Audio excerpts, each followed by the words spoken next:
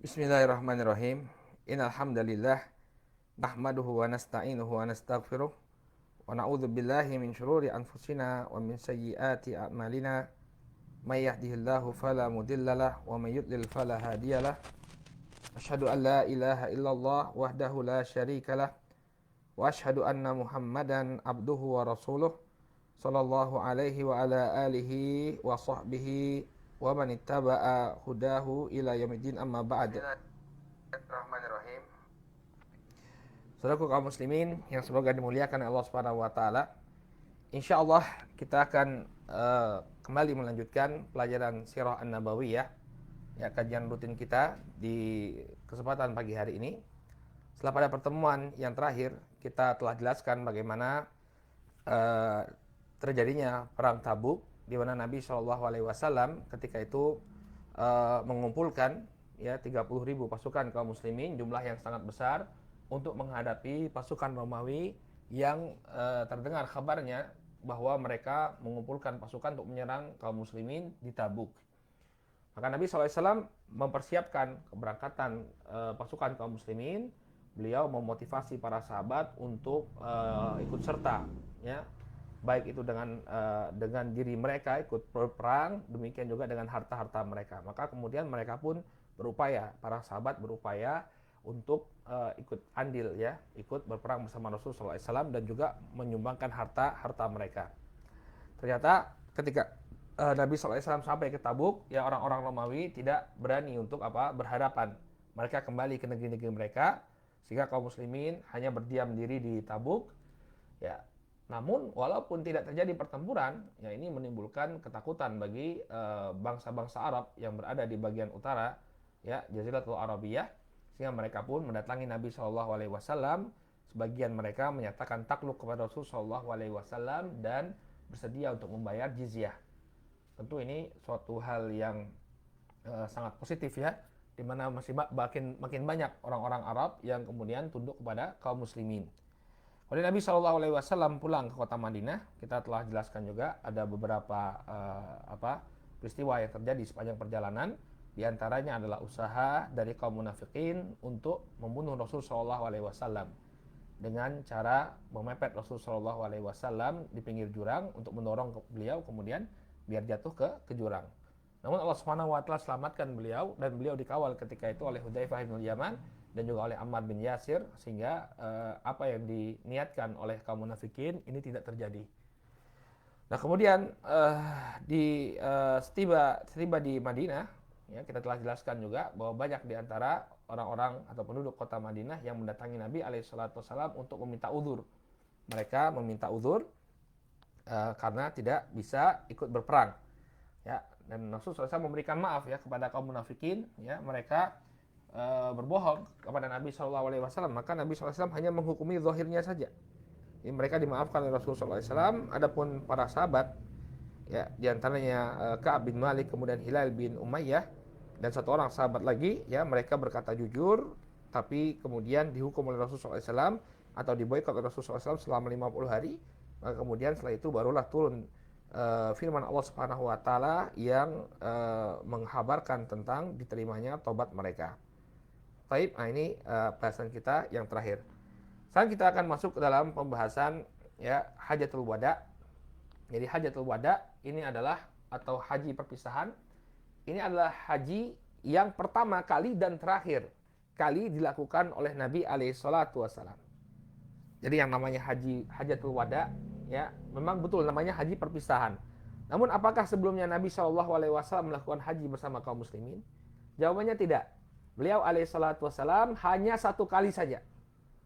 Ustadz, bukankah Mekah itu sudah dikuasai 2 tahun sebelum Nabi berhaji? Artinya beliau punya kesempatan 2 kali untuk berhaji sesungguhnya. Betul, beliau punya kesempatan 2 kali untuk berhaji. Namun di haji yang pertama beliau mengutus Abu Bakar As-Siddiq untuk melakukan ibadah haji. Nah, kenapa seperti itu? Ya, para ulama menyatakan bahwa ketika itu, ya, walaupun beliau sudah menguasai kota Makkah, ya, orang-orang Jaziratul Arabiyah itu nggak tahu kalau Makkah itu sekarang sudah menjadi negeri Islam dan tidak boleh lagi ada, ya, syiar-syiar kesyirikan di Makkah.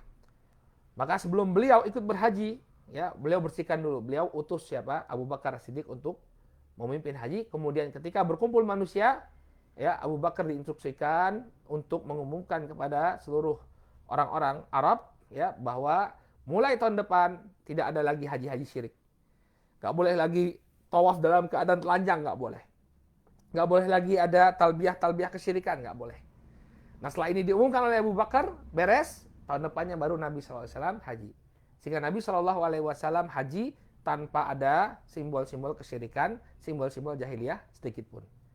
Paham ya maksudnya? Ya, jadi itu hikmahnya. Kenapa kok Nabi SAW itu mengirimkan Abu Bakar dulu untuk memimpin jamaah haji? Kenapa nggak beliau langsung? Karena ada yang harus dibersihkan terlebih dahulu.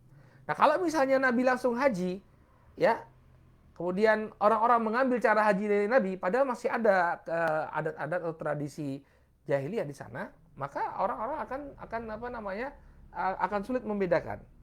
Nah, tapi ketika ritual jahiliyah sudah dibersihkan, ya, ritual jahiliyah sudah dibersihkan, maka Nabi SAW dengan gamblang mengatakan, "Khudhu anni manasikakum." Ambillah oleh kalian manasik haji dariku. Kenapa? Karena hajinya sudah bersih, sudah clear dari segala bentuk praktek jahiliyah. Ya, ini kenapa Nabi SAW tidak melakukan haji langsung, tapi menyuruh Abu Bakar terlebih dahulu. Namun sebelum kita masuk ke dalam pembahasan Hajjatul Wada, saudaraku kaum muslimin yang dimuliakan oleh Allah, ada beberapa peristiwa yang terjadi, ya, di antara perang Tabuk sampai kepada hajinya Nabi SAW, Hajjatul Wada. Di antara peristiwa yang terjadi di waktu tersebut adalah, ya, wafatnya An-Najasyi. An-Najasyi, sebagaimana yang telah kita jelaskan, ya, beliau adalah raja negeri Habasyah. Ya, nama aslinya Ashamah. Beliau banyak sekali memberikan pertolongan kepada kaum muslimin. Oleh karena itu pendapat yang lebih kuat, ya, ketika Nabi SAW mengirimkan delegasi untuk mengajak penguasa-penguasa di sekitar Jaziratul Arabiyah untuk masuk Islam, ya, yang lebih kuat bahwa Najasyi yang dimaksud adalah Najasyi yang sama yang menerima para sahabat yang berhijrah ke sana. Ya, jadi Najasyinya yaitu yang kemudian dia masuk Islam, ya. Lalu ketika mendengar berita wafatnya An-Najasyi, Nabi SAW langsung meminta para sahabat untuk, ya, menegakkan sholat gaib. Ya, kisahnya disebutkan oleh Imam Muslim dari sahabat Jabir bin Abdullah radhiyallahu anhu, qala Rasul sallallahu alaihi wasallam, inna akhon lakum qad mat. Sesungguhnya saudara kalian telah meninggal dunia. Unduru barakallahu fikum. Di dalam hadis ini Nabi SAW menyebut An-Najasyi sebagai apa? Saudara kalian. Berarti dia seorang muslim. Ya, punya ikatan nasab gak An-Najasyi dengan para sahabat? Enggak ya kawan. Enggak, ya. An-Najasyi dari Habasyah. Ya, para sahabat Arab, ya. Mereka kebanyakannya adalah bangsa Arab, enggak ada hubungannya sama sekali dengan An-Najasyi. Maka inna akhun lakum maksudnya adalah akhi fil Islam. Ya, saudara dalam akhun fil Islam. Saudara dalam keislaman. Faqumu fasallu alaih. Kemudian yang menunjukkan bahwa dia Islam, Nabi SAW memerintahkan faqumu fasallu alaih. Maka bangkitlah kalian dan salatlah kalian, ya, untuk An-Najasyi. Jadi An-Najasyi adalah seorang muslim meninggal dalam keislaman. Kemudian diperintahkan oleh Nabi SAW, para sahabat diperintahkan oleh Nabi SAW untuk menyolatkan An-Najasyi, Nah, ya, jadi yang tepat, ya, bahwa yang dikirimkan delegasi kemarin adalah Najasyi yang muslim. Maka kemudian para sahabat pun bangkit, ya, fakumna, kata mereka, fakumna fasoffana sofain. Dan mereka mengatakan bahwa kami pun bangkit, lalu kami pun menjadikan shaf untuk sholat jenazah menjadi dua shaf, atau sholat gaib menjadi dua shaf. Taib, ya. Jadi ini adalah kisahnya An-Najasyi, ya. Kemudian ini sedikit faedah fikih, ya, tentang sholat gaib. Nah, ini bagaimana Ustaz? Nabi SAW itu hanya menyolatkan An-Najasyi saja dengan sholat gaib, yang lainnya nggak ada. Ya, padahal ada sahabat-sahabat yang juga meninggal ketika itu, ya, ketika itu meninggal, tapi tidak disolatkan dengan sholat gaib oleh Rasulullah SAW. Jadi Rasulullah SAW itu sepanjang hidupnya cuma sholat gaib 1 kali saja, pada kasusnya Najasyi saja. Maka di sini ada khilaf di kalangan para ulama, ya, ada khilaf di kalangan para ulama. Ya, mereka berbeda pendapat tentang disyariatkan atau tidaknya sholat gaib atau bagaimana pensyariatan sholat gaib. Sebagian di antara mereka, ya, di antaranya ini adalah pendapatnya Imam Syafi'i dan Imam Ahmad bahwa sholat gaib itu diperbolehkan secara umum. Ya, jadi bukan hanya kasus An-Najasyi saja, tapi kepada seluruh kaum muslimin. Ya, ini pendapatnya Syafi'i dan Imam Ahmad. Jadi kalau kita, misalnya kita, ya, ada saudara kita yang meninggal, kemudian dia berada di luar atau kita tidak bisa menyolatkannya, maka tidak mengapa bagi kita untuk sholat gaib. Untuk sholat gaib, ya. Ini pendapat yang pertama. Adapun pendapat yang kedua, ini pendapatnya Imam Malik dan Abu Hanifah, ya, bahwa sholat gaib ini kekhususan bagi An-Najasyi, kekhususan bagi An-Najasyi. Ya, jadi Nabi SAW tidak pernah lagi melakukan sholat gaib. Ya. Adapun pendapat yang ketiga, ini pendapatnya Syekhul Islam Ibnu Taimiyah dan juga yang dipilih oleh murid beliau Al-Imam Ibnu Qayyim, Al-Imam Ibnu Qayyim rahimahullah, ya, bahwa sholat gaib itu berlaku bagi orang yang meninggal di negeri Islam, kemudian tidak ada yang menyolatkannya. Jadi kondisinya harus sama seperti An-Najasyi. Ya, ini pendapatnya Al-Imam Ibnu Taimiyah, Syekhul Islam Ibnu Taimiyah rahimahullah taala. Ya, ini perlu kita sampaikan agar kaum muslimin ini tahu, ya, bahwa memang ada perbedaan pendapat di kalangan para ulama. Nah, kalau saya sendiri lebih cenderung pada pendapat yang pertama, Imam Syafi'i dan Imam Ahmad, bahwa yang demikian berlaku secara umum. Ya, berlaku secara umum. Ya.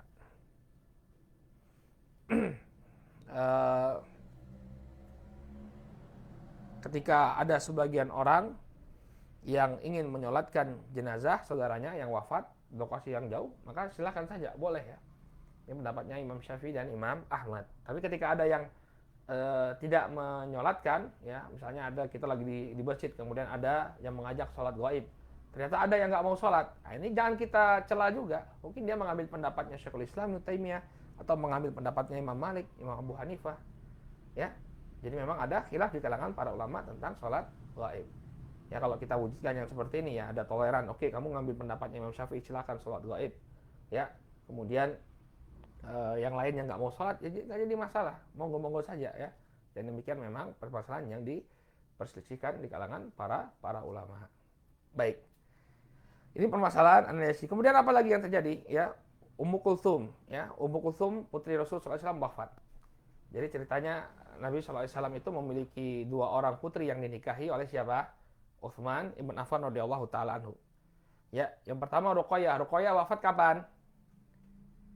Pas perang, setelah perang Badar. Setelah perang Badar, Ruqayyah wafat. Itulah yang menjadi alasan mengapa Utsman tidak ikut perang Badar. Karena diperintahkan oleh Rasulullah SAW untuk menjaga istri beliau, Ruqayyah. Kemudian beliau nikah dengan Ummu Kulthum. Ummu Kulthum juga meninggal dunia. Ummu Kulthum juga meninggal dunia, ya, di tahun ke-9 Hijriah. Kemudian jasadnya dimandikan oleh Asma binti Umais dan Sofiyah binti Abdul Muttalib radhiyallahu anhuma.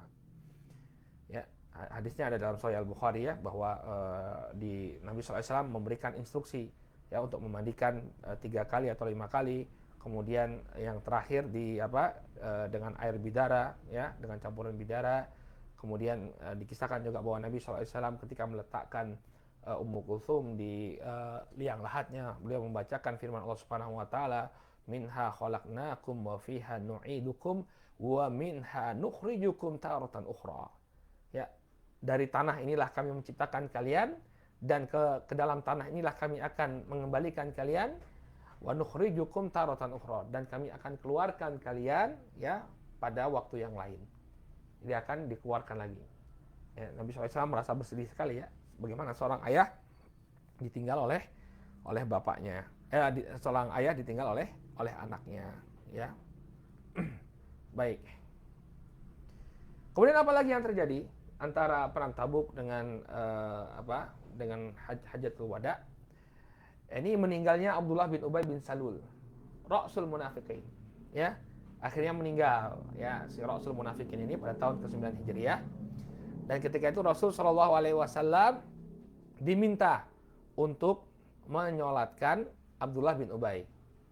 Padahal dia seorang munafik. Ingat, orang munafik secara zahirnya kelihatan sebagai muslim atau tidak? Kelihatan sebagai muslim.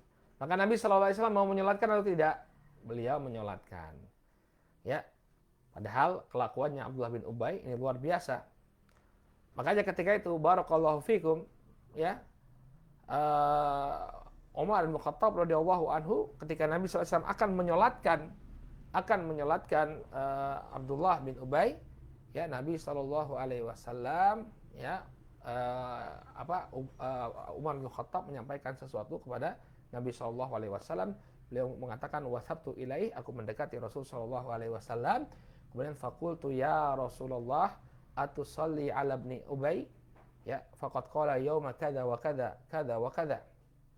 Ya, kemudian aku mengatakan kepada Rasul sallallahu alaihi wasallam, wahai Rasul, ya apakah engkau akan menyolatkan Ibnu Ubay, ini Abdullah bin Ubay? Ya, bukankah dia telah mengatakan demikian dan demikian, demikian dan demikian? Ya, ya uaddidu alaihi qaulahu, aku mengulang ucapan-ucapan ucapan-ucapannya Abdullah bin Ubay.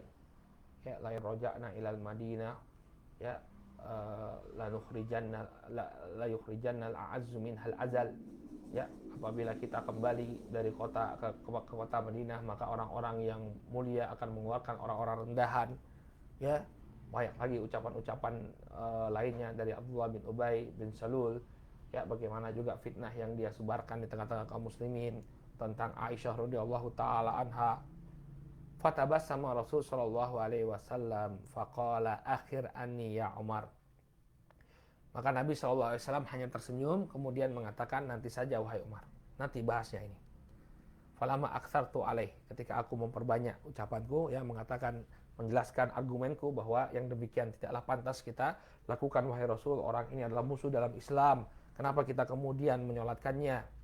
Maka kata Nabi sallallahu alaihi wasallam, akhir anni ya Umar, nanti saja wahai Umar. Ya, kemudian kata Nabi SAW, inni khuyirtu fakhtartu. Ya, aku telah diberi pilihan dan aku telah memilih ini. Lau a'lamu anni in zittu ala sab'in yughfar lahu la zittu alaiha.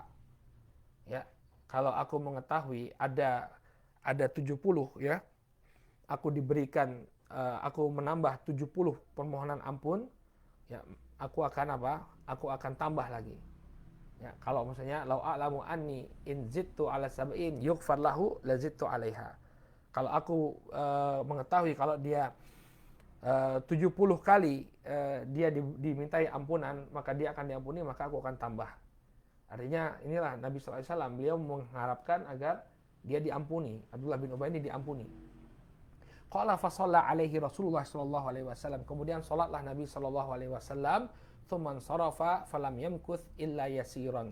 Kemudian setelah selesai Rasul sallallahu alaihi wasallam ya terdiam. Illa yasir, dalam waktu yang sebentar, kemudian hatta nazalat al-ayatan minal baro'ah, min baro'ah. Sampai kemudian turunlah 2 ayat dari surat Al-Baro'ah, la tusalli ala ahadin minhum mata abadan. Ya, ila qaulihi wa hum fasiqun. Janganlah engkau menyolatkan siapapun yang mati di antara mereka selama-lamanya. Sampai kepada firman Allah Subhanahu wa taala, karena sesungguhnya mereka adalah orang-orang yang fasik.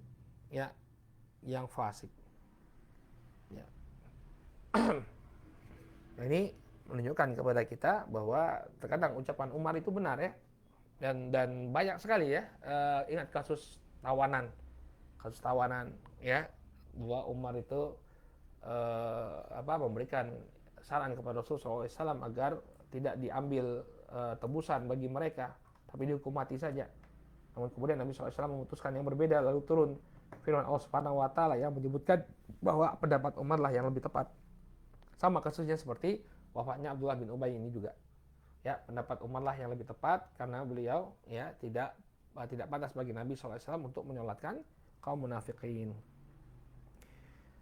Maka kemudian tibalah di akhir atau di penghujung tahun ke-9 Hijriah. Nah, Nabi Shallallahu Alaihi Wasallam mengutus Abu Bakar As-Siddiq untuk memimpin jamaah haji. Nabi Alaihi Wasallam mengutus Abu Bakar As-Siddiq untuk memimpin jamaah haji. Nah, sejak tahun itu ya tidak ada lagi kaum musyrikin yang diperbolehkan ya untuk berangkat haji. Ya, yang musyrik nggak boleh lagi haji. Yang boleh haji hanya kaum muslimin. Kemudian tidak boleh lagi untuk tawaf tanpa menggunakan pakaian seperti keadaan jahiliyah. Ya, jadi dahulu kebiasaan mereka ya adalah tawaf tanpa menggunakan pakaian. Ya, tawaf dalam keadaan telanjang. Maka sejak kaum muslimin menguasai kota Makkah dan sejak tahun ke-9 Hijriah ketika Abu Bakar As-Siddiq radhiyallahu taala anhu memimpin jamaah haji, ya, maka tidak diperbolehkan lagi. Nah, inilah yang menjadi sebab mengapa Nabi alaihi salatu wassalam tidak berhaji terlebih dahulu, tapi memerintahkan Abu Bakar As-Siddiq radhiyallahu taala anhu untuk memimpin jamaah haji. Ya, agar sudah clear dulu. Jangan sampai nanti masih ada kaum musyrikin yang ikut berhaji, kemudian ada ritual-ritual jahiliyah yang masih dilakukan. Orang akan bingung. Ya, saja nih haji ini terus pundi, bagaimana haji ini aslinya? Ya, kalau mereka masih mendapati percampuran dengan kebiasaan jahiliyah. Nah, tapi kalau setelah Nabi Shallallahu Alaihi Wasallam melaksanakan ibadah haji, ya, khudhu anni manasikakum, ambillah oleh kalian manasik haji dariku. Jelas, nggak ada lagi kesyirikan, nggak ada lagi kejahiliahan. Apa yang dilakukan oleh Nabi Shallallahu Alaihi Wasallam itulah manasik haji yang benar. Nah, ini diantara hikmah mengapa Nabi Alaihi Wasallam memerintahkan agar Abu Bakar As-Siddiq radhiyallahu taala anhu untuk ya memimpin haji terlebih dahulu di tahun 9 Hijriah. Baru beliau Shallallahu Alaihi Wasallam memimpin jamaah haji nanti di Hajatul Wada. Baik. Nah, sekarang kita akan bahas haji perpisahan, ya. Nah, di sana ada di dalam Al-Qur'an Allah Subhanahu wa taala sesungguhnya telah menyebutkan ya bahwa Nabi Shallallahu Alaihi Wasallam ini sebenarnya sebentar lagi akan meninggal dunia.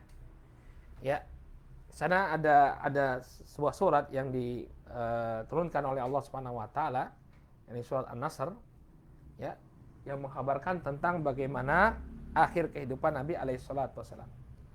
Kata Allah Subhanahu wa taala, "Idza jaa nasrullahi wal fath wa ra'aitan nas yadkhuluna fi dinillahi afwaja. Fasabbih bihamdi rabbika wastaghfirhu innahu kana tawwaba." Apabila ya manusia apabila telah datang pertolongan Allah wal fath dan kemenangan. Ya, ini yang dimaksud dengan al-fath di sini al-fathu Makkah. Penaklukan kota Makkah. Wa ra'aitan nas yadkhuluna fi dinillahi afwaja. Dan engkau melihat manusia masuk ke dalam agama Allah Subhanahu wa taala dengan berbondong-bondong. Ya, nanti ada namanya tahun ke-10 Hijriah itu Amul Wufud. Artinya apa? Berbondong-bondong. Kabilah Arab menyatakan keislamannya, masuk Islam. Ya. Fasabbih bihamdi rabbika wastaghfirhu innahu kana tawwaba. Maka bertasbihlah dengan memuji Rabbmu dan mohonlah ampunan darinya. Sesungguhnya Allah itu adalah Maha menerima taubat. Allah Subhanahu wa taala Maha menerima taubat. Nah, ketika berkumpul ya, nanti di masa kekhilafahan Umar, ketika Umar berkumpul dengan para sahabat, di sana ada Abdullah bin Abbas. Ada Abdullah bin Abbas radhiyallahu anhuma. Beliau masih muda. Maka kemudian Umar bertanya, siapa di antara kalian yang mengetahui tafsir dari firman Allah idza jaa nasrullahi wal fath dan seterusnya? Ya. Maka mereka mengatakan ya bahwa kalau kita mendapatkan kemenangan, kita hendaknya beristighfar, ya, kita harusnya bertasbih. Banyak tafsir dari para sahabat. Kemudian Abdullah bin Abbas ditanya oleh Umar, bagaimana pendapatmu wahai Abdullah bin Abbas tentang ayat ini? Apa makna ayat ini? Kemudian Abdullah bin Abbas mengatakan hadza mautun Nabi sallallahu alaihi wasallam. Ya, ayat ini bercerita tentang wafatnya Nabi sallallahu alaihi wasallam atau qurbu wafati Nabi sallallahu alaihi wasallam atau dekatnya wafatnya Rasul sallallahu alaihi wasallam. Ya. Jadi idza jaa nasrullahi wal fath wa ra'aitan nas yadkhuluna fi dinillahi afwaja. Ini adalah tanda-tanda kematian Nabi sallallahu alaihi wasallam itu sudah dekat.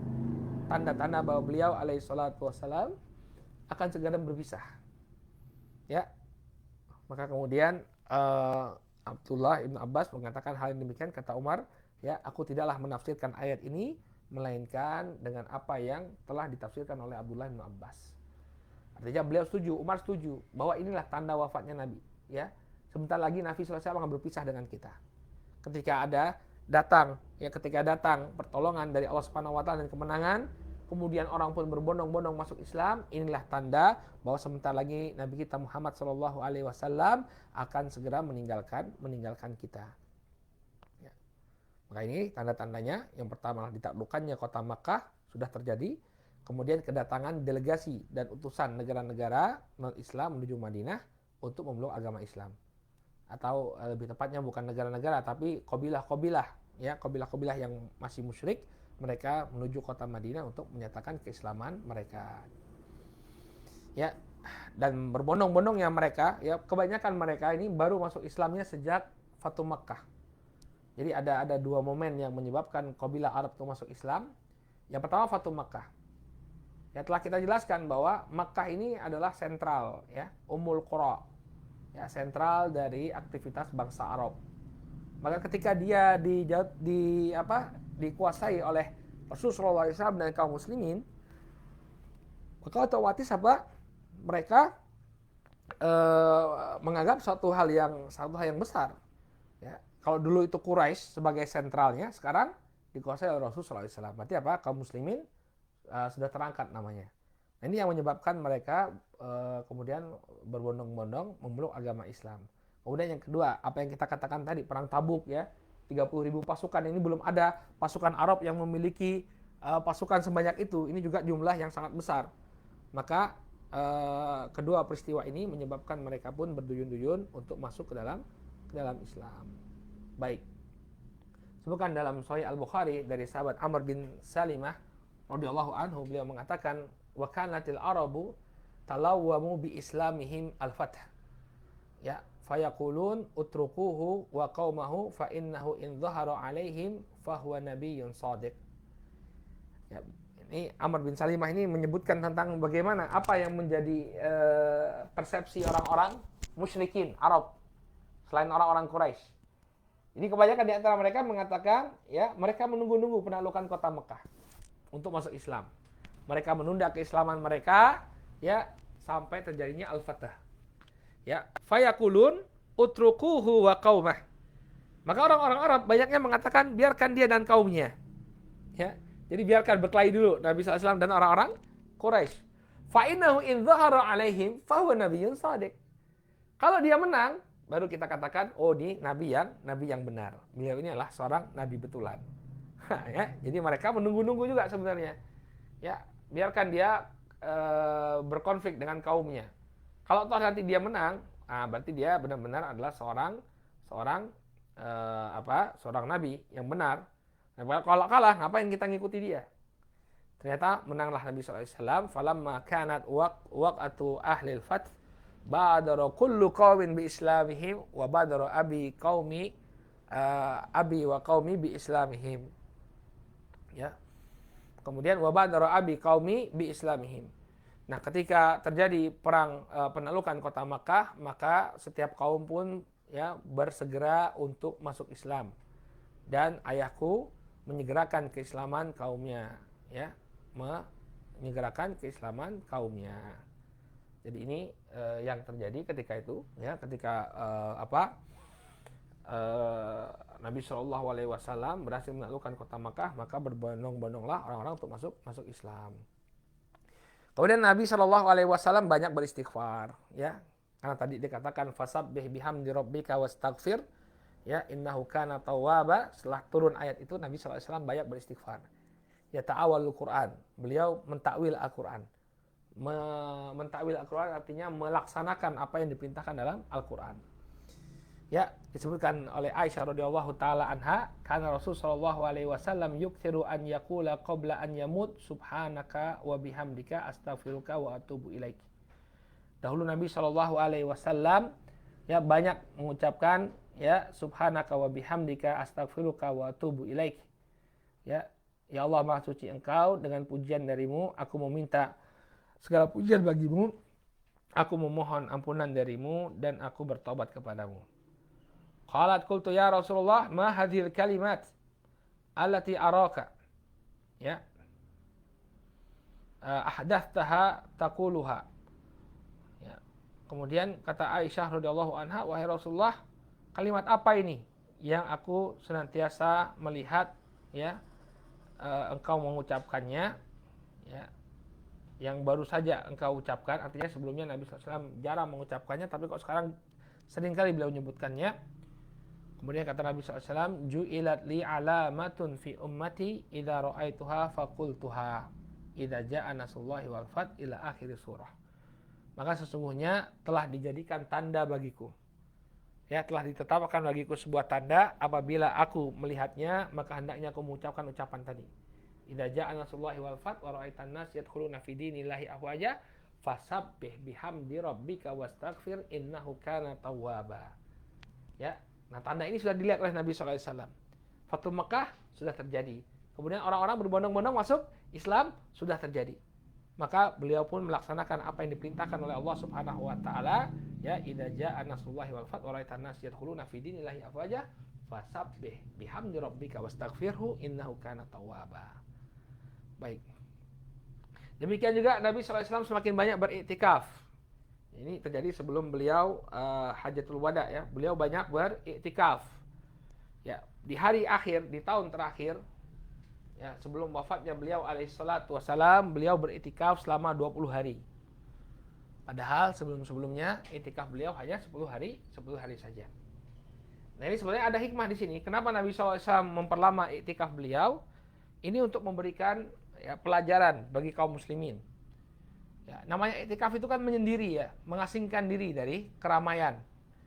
Nah, beliau mengasingkan diri dari para sahabat itu lebih lama di bulan Ramadan, ya, untuk mengajarkan kepada sahabat, ya, sebagai adaptasi, ya, untuk agar para sahabat itu beradaptasi dengan ketidakhadiran beliau. Ya, jadi beliau mengurangi interaksi dengan para sahabat ketika itu. Ya, oke. Biasanya saya 10 hari, sekarang 20 hari. Gimana kalian ketika ditinggalkan oleh Rasul Shallallahu Alaihi Wasallam? Nabi SAW menyendiri selama 20 hari. Ini merupakan indikasi bahwa beliau alaihi salatu wassalam akan segera meninggalkan para sahabat. Jadi ada pembiasaan terlebih dahulu. Kemudian juga yang menunjukkan bahwa kematian beliau telah dekat adalah beliau menyimak bacaan Al-Quran bersama Jibril alaihissalam itu 2 kali.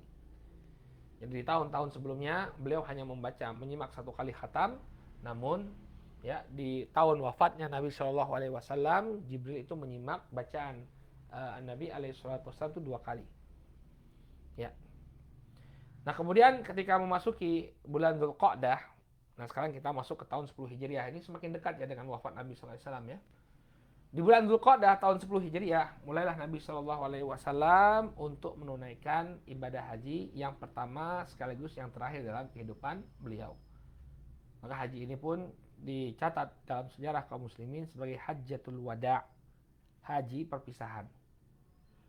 Maka Nabi SAW memerintahkan seluruh kabilah, seluruh kaum muslimin dari berbagai kabilah untuk menunaikan ibadah haji bersama beliau. Beliau mengatakan, "Khudhu anni manasikakum." Ambillah oleh kalian manasik haji dariku. Nah, inilah saatnya aku akan berhaji bersama kalian. Ya, hendaknya kalian ikut sampai kalian mengambil bagaimana tata cara haji sesuai dengan tuntunanku Shallallahu Alaihi Wasallam. Nah, kemudian apa yang beliau sampaikan kepada para kabilah ini diterima dengan antusias, sehingga berkumpullah 100.000 orang kaum muslimin yang akan berhaji bersama Rasulullah Shallallahu Alaihi Wasallam. Ya, kalau kita ingat dulu, ya, jumlah kaum muslimin di awal-awal dakwah. Ya, di masa-masa awal dulu, ya, yang masuk Islam hanya sedikit sekali, ya, hanya karib kerabatnya Nabi SAW. Kemudian semakin bertambah, ya, ternyata pada Hajatul Wada, pada haji perpisahan, ya, orang yang hadir ikut serta dalam perhelatan haji itu ada sekitar 100.000 orang, jumlah yang sangat luar biasa. Nah, kemudian Nabi SAW berangkat dari Madinah, ya, yang namanya jamaah haji dari Madinah, tentu ihramnya di mana? Di Dzulhulaifah. Di Dzulhulaifah. Maka Nabi SAW berangkat setelah menunaikan sholat duhur sampai di Dzulhulaifah sebelum asar, Kemudian beliau menunaikan sholat asar dengan qashar, lalu mengenakan pakaian ihram. Lalu beliau alaihissalatu wassalam ya menempuh 8 hari perjalanan, sampailah Rasul sallallahu alaihi wasallam di kota Makkah al-Mukarramah. Kemudian beliau melakukan tawaf di Ka'bah, kemudian sa'i di antara Safa dan Marwah. Artinya beliau melakukan ritual umroh. Karena haji yang dilakukan oleh Nabi sallallahu alaihi wasallam ini haji qiran ya. Haji qiran, umrohnya digabungkan dengan haji. Ya. Yang lebih afdol kan ada 3. Barang siapa yang pernah belajar fikih haji kan ada 3. Haji ifrad, haji tamattu dengan haji apa satu lagi? Qiran, tamattu, ifrad ya. Qiran, tamattu, ifrad. Kalau ifrad itu hanya haji saja tanpa umroh. Kalau qiran itu menggabungkan haji menggabungkan haji dan umroh. Kalau tamattu ya mereka memisahkan haji dan umroh. Jadi umroh duluan, kemudian tahallul, lalu dia bisa bersenang-senang, ya. Kemudian tiba musim haji, baru dia kemudian berniat untuk menunaikan ibadah haji. Ya, jadi dia menggabungkan ya tamattu. Ya, sebentar. Kalau ifrad itu hajinya sendiri, cuma haji sendiri tanpa umroh. Kemudian qiran ini hajinya digandengkan dengan umroh. Ya, jadi dia nggak tahallul. Ya, dia nggak tahallul. Kalau ifrad tadi ya sudah hajinya 1 kali, umrohnya nggak ada. Kalau qiran ya dia dia ihramnya 1 kali untuk umroh dan hajinya 1 kali ihramnya. Kalau haji tamattu ya, tamattu artinya bersenang-senang ya. Artinya dia setelah dia melakukan umroh, dia umroh dulu, kemudian dia tahallul. Dia melakukan tahallul, sudah tahallul, baru kemudian menjalani manasik haji. Setelah tiba waktu manasik haji, beliau baru melaksanakan. Nah, ini umroh tamattu, umroh tamattu. Adapun Nabi sallallahu alaihi wasallam ketika itu melaksanakan umroh qiran. Nah, kemudian pada hari tarbiyah tanggal 8 Zulhijjah, Nabi sallallahu alaihi wasallam berangkat ke Mina, kemudian beliau salat zuhur, asar, maghrib dan isya. Kemudian bermalam di Mina dan menunaikan salat subuh di sana. Kemudian pada hari Arafat, ya, beliau berangkat menuju Arafah setelah matahari mulai condong ke arah barat. Beliau sallallahu alaihi wasallam mulai memberikan khutbah. Ya. Nah, kemudian tempat beliau berkhutbah di sana dibangun sebuah masjid oleh penguasa Abbasiyah, maka disebut Masjid Namirah. Nah, ini Masjid Namirah. Mau luas ya. Ya, hati-hati ya, barang siapa yang wukufnya di Namirah, dia harus tahu mana batasan haram. Karena sebagian masjid ini berada di sebagian kawasan haram, ya, sebagian lagi mengatakan bahwa atau ini pendapat yang tepat ya. Sebagiannya masjid itu, ya, sebagian masjid itu berada di Arafah, sebagiannya lagi nggak berada di Arafah. Jadi hati-hati kalau misalnya mau wukuf, jangan kemudian mengambil tempat di masjid yang bukan merupakan Arafah. Ya, jadi nanti ada batasnya. Arafah start here, kata mereka. Arafah itu dimulai dari sini. Nah, disitulah kita boleh wukuf. Kalau nggak boleh wukuf, ya nggak sah wukufnya. Baik. Kemudian Nabi SAW berkhutbah ya. Beliau melakukan beberapa kali khutbah. Ketika di Arafah, beliau mempersaksikan bahwa beliau SAW telah menyampaikan wahyu kepada manusia. Ya, di khutbah Arafah beliau mengatakan wa antum tus'aluna anni fama antum qailun. Nanti kalian akan ditanya tentangku, apa yang akan kalian katakan? Ya, jadi kita salah satu yang akan ditanyakan kepada kita nanti adalah bagaimana posisi Nabi sallallahu alaihi wasallam, apa yang akan kalian sampaikan? Qalu, kemudian para sahabat mengatakan nasyhadu annaka qad ballagta wa addaita wa nasahta. Ya, kami bersaksi bahwa engkau telah menyampaikan risalah. Kemudian wa adaita, engkau pun menunaikan amanah. Ya, wa nasahta, dan engkau pun telah banyak memberikan nasihat kepada kami. Faqala bi isba'i as-sababah yarfa'uha ila sama' wa yankutuha ila nas. Allahumma syhad, Allahumma syhad. Thalatha marrat. Kemudian beliau pun menunjuk ke atas langit. Ya, ini isyarat beliau, ya, makanus syahadah, tempat persyahadatan atau tempat persaksian. Ini dengan apa? Menunjukkan jari telunjuk beliau ke atas langit. Ya, ini maqam asy-syahadah. Maqam asy-syahadah yakni ketika seseorang menunjukkan jari telunjuknya ke atas langit. Maka Nabi SAW menunjukkan jari telunjuknya ke atas langit. Kemudian beliau setelah angkat ke atas langit, beliau tunjukkan jari telunjuknya ini ke arah manusia. Beliau balikkan ke arah manusia. Jadi beliau menunjuk manusia. Jadi di awal beliau menunjuk ke atas langit, kemudian di akhirnya beliau menunjuki para sahabat sambil mengatakan, ya Allahumma syhad, Allahumma syhad. Ya Allah saksikanlah, ya Allah saksikanlah. Ya, artinya beliau alaihi salatu wasallam telah menyampaikan risalah dari Allah Subhanahu wa taala.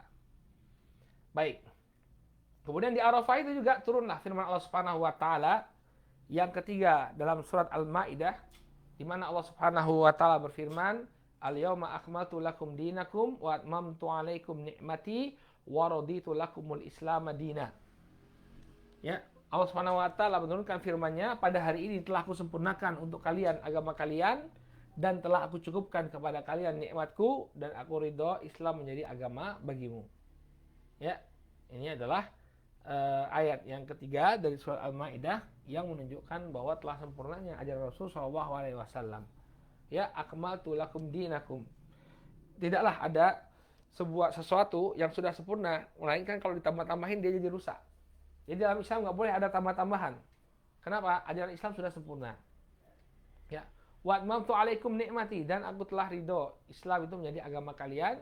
Ya, wa raditu lakum Islam madina. Aku telah ridho Islam itu menjadi agama bagi kalian.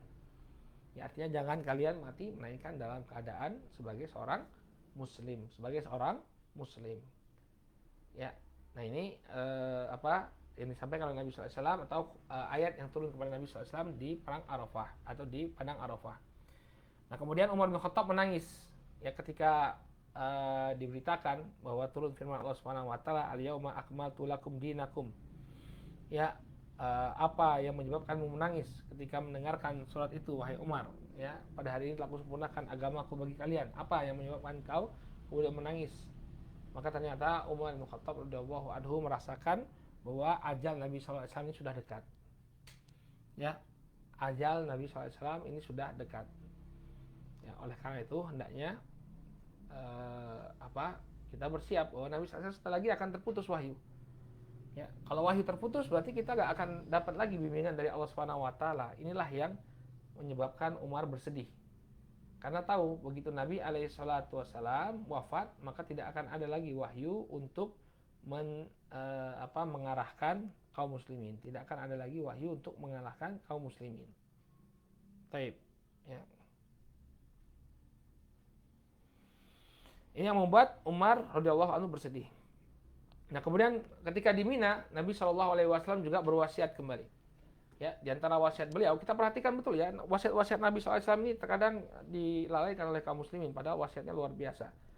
Ya, kata Nabi SAW, "Fa inna dima'akum wa amwalakum wa a'radukum 'alaikum haram, ka hurmati yaumikum hadza fi baladikum hadza fi syahrikum hadza ila yaumi talqauna rabbakum. Ala hal balagtu?" Ya. Kemudian kata Nabi SAW, sesungguhnya darah kalian, harta kalian, dan kemuliaan kalian haram untuk ditumpahkan. Jadi haram, ya, haram kita untuk menghancurkan kehormatan orang lain. Ya, haram bagi kita untuk mengambil harta orang lain. Kahurmati yaumikum hadza, seperti apa? Seperti sucinya hari ini, yakni hari Arafah. Fi baladikum hadza, demikian juga di negeri kalian ini. Fi syahrikum hadza, demikian juga di bulan ini. Ya, ila yaumi talqauna rabbakum, sampai nanti engkau bertemu dengan Rabbmu. Ya, bertemu dengan Rabbmu. Fayuballigh asyahidul ghaib, maka hendaknya, kemudian kata Nabi SAW, maka hendaknya orang yang menyaksikan menyampaikan ini kepada orang yang gaib. Ya, farubba muballighin au amin sami fala tarji'u ba'di kufaran yadribu ba'dukum riqaba ba'din. Maka orang yang hadir hendaknya menyampaikan kepada yang tidak hadir. Karena sesungguhnya terkadang yang mendapatkan ilmu ini lebih paham daripada orang yang mendengarkannya secara langsung. Kemudian kata Nabi SAW, "Fala tarji'u ba'di kufaron yadribu ba'dukum riqaba ba'din." Dan janganlah kalian kembali kepada kekufuran setelah aku tinggalkan. Jadi beliau alaihissalam sudah menyebutkan bahwa beliau akan meninggalkan, ya, beliau akan meninggalkan manusia. Ya, janganlah kalian, kemudian kata beliau, kembali kepada agama-agama kekufuran kalian. Ya, ini pesan dari Nabi alaihissalam. Kemudian beliau juga tanggal 11 Dzulhijjah beliau berkhutbah kembali ketika kaum muslimin menyampaikan jumrah. Beliau mengatakan, "Ya ayuhan nas, inna rabbukum wahid wa inna abaukum wahid."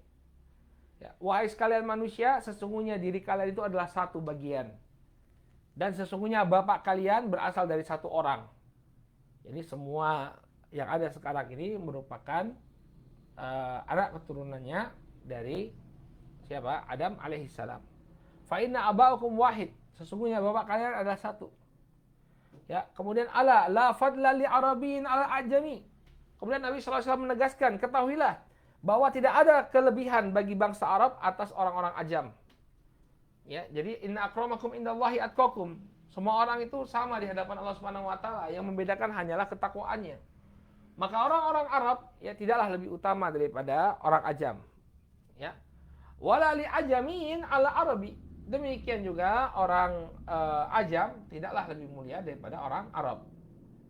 Ya, jadi walaupun Al-Qur'an itu diturunkan pertama kali kepada Nabi sallallahu alaihi wasallam ya dengan bahasa Arab, maka bukan kemudian mengatakan bahwa bangsa Arab itu superior. Enggak. Ya, la fadla li arabiyyin ala ajami. Tidak ada keutamaan bagi seorang Arab Badui, ada seorang Arab dengan orang-orang ajam. Wala li ajamin ala arabi. Demikian juga orang yang selain Arab tidaklah lebih mulia daripada orang Arab. Wala ahmar ala aswad. Tidaklah yang berkulit merah itu lebih mulia daripada yang berkulit hitam. Walal aswad ala ahmar. Sebaliknya tidak juga murid yang coklat kulitnya, ya, yang coklat kulitnya ini lebih utama daripada yang merah kulitnya. Illa bitaqwa, kecuali dengan ketakwaan. Inilah yang menjadi patokan ya seseorang itu di sisi Allah Subhanahu wa taala. Inna akramakum indallahi atqakum. Nah, kemudian setelah itu Nabi SAW setelah selesai melakukan hajatul wada, beliau alaihissalatu wassalam menetap di Mina sampai hari tasyrik yang ketiga. Lalu beliau pun menuju ke kota Makkah untuk melaksanakan tawaf wada. Berarti selesailah pelaksanaan haji beliau. Beliau pun pulang ke kota Madinah. Dengan demikian berakhirlah peristiwa hajatul wada. Nabi SAW akhirnya melaksanakan haji wada, ya. Kemudian setelah selesai, ya, beliau sambil mengajarkan ilmu kepada para sahabat. Setelah beliau selesai dari umrohnya atau dari hajinya, beliau pun kembali ke kota Madinah. Ya, demikian pembahasan kita tentang hajatul wada. Insyaallah kita akan lanjutkan pada pertemuan yang akan datang dengan peristiwa wafatnya Rasul Shallallahu Alaihi Wasallam. Ini yang sangat sedih sekali ya.